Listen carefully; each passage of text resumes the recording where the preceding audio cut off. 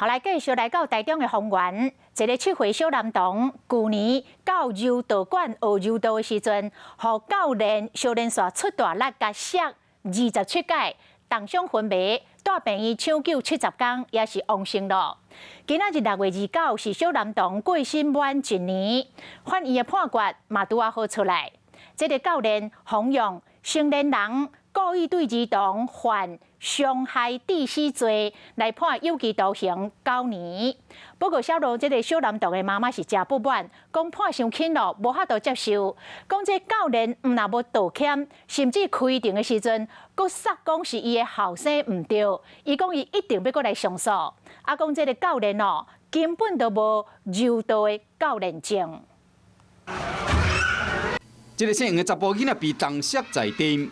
爬起来了，佫摔，这是去年4月发生伫台中。社会教练敢若是不满这个7岁查甫囡仔应嘴应舌，连续甲摔27摆，致使讲伊重伤昏迷。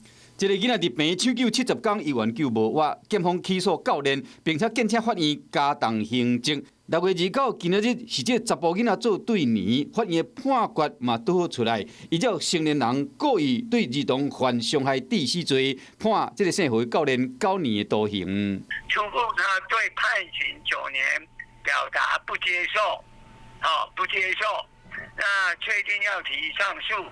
囡仔老母表示讲，教练唔但无会失礼，甚至伫开庭的时，佫怪伊的后生，听到判9档，伊袂当接受，会佫甲律师讨论提出上诉。Hello， 大家好，我是品轩，想要跟我一起品味生活中的大小事吗？一定要赶快打开华视的 YouTube 频道，按赞订阅，并且开启小铃铛哦。